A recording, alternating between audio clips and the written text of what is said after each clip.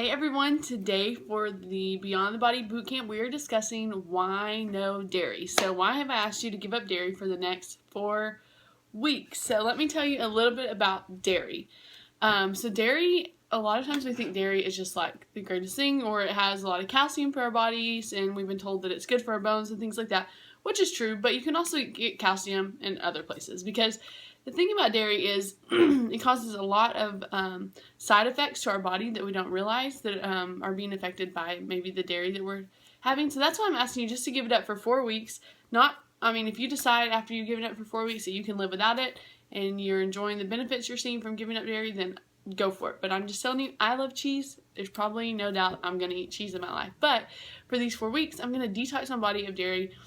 Let my body relax and see how dairy's been affecting my body, because a lot of times dairy can affect skin problems like acne or eczema or different things like that because of the added inflammation that comes from having dairy.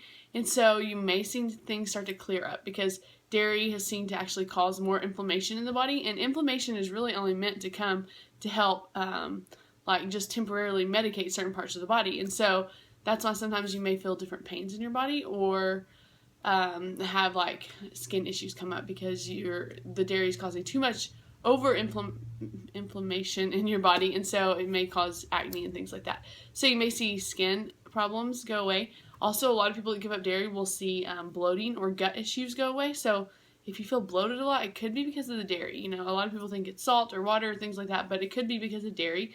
So a lot of people giving up dairy will see that they're not as bloated, or maybe they don't have gas like they used to, things like that. So it really does affect our gut a lot. And a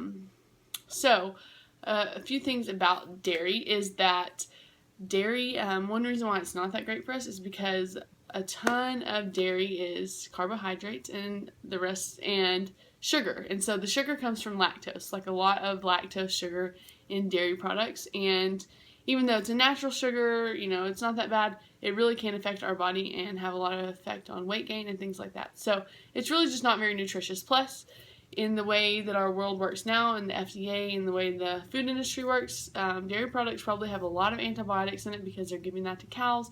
There's tons of controversial things about what is actually in our dairy products and how it's being made. So getting the most pure, organic, maybe even local bought dairy products are going to be better for you than store-bought because they really can have a lot of bad things in them. So if you're like, well, where can I get more calcium? Pulling up a little something to share with y'all. You can get calcium from things like sardines, salmon, broccoli, leafy green vegetables. So look for the added calcium there. And also, you really want to watch out for different places that dairy may hide. So that's kind of the hard part. You know, you can obviously see like you're not going to have milk or not going to have cheese. Those are like my two obvious ones, right? But a couple more places you want to watch out for are going to be butter. So you really want to watch out for butter. You want to watch out for yogurt. And I mentioned to y'all about the coconut Greek yogurt that you can buy that's made with coconut instead of milk.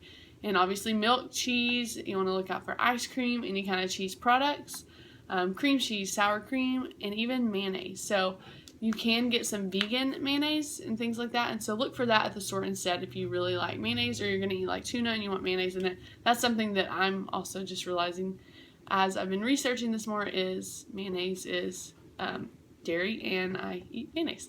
And then also coffee creamers or things like pudding or ice cream, obviously those things, but coffee creamers, I've also given some suggestions about coconut milk or almond milk coffee creamers that you can have. And so those are some places that you can be on the lookout for hidden dairy, or also salad dressing. That's a really hard one. And then whey. So whey is a certain kind of protein. That's why I suggest you using a plant-based protein.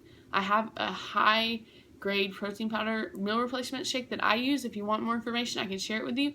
But if you're going to buy something from the store, look for a plant-based, something that's made like pea protein or rice protein or quinoa or things like that, but not soy or whey. Those two things cause a lot of issues in our body, and the same thing, whey is a dairy product and it can cause a lot of bloating and inflammation. People can't properly process that kind of dairy, and so you just want to watch out for that. So that's why I'm challenging you over the next 4 weeks to give up dairy with me, just to see how it affects your body, see how try to become very aware. Maybe even write things down about things you've been feeling, maybe some of the things I've spoken of in this video, and just begin to notice if things begin to clear up, because dairy it's one of those foods that we have food sensitivities to a lot. Even if you're not like lactose intolerant, you may still have some sensitivities that you don't realize that dairy is affecting you. And so let's be aware of that and see how it affects us. And I challenge you for 4 weeks to give up dairy, and we can do this together. If I can give up cheese, you can give it up too. So I hope this helps, and let me know if y'all have any questions.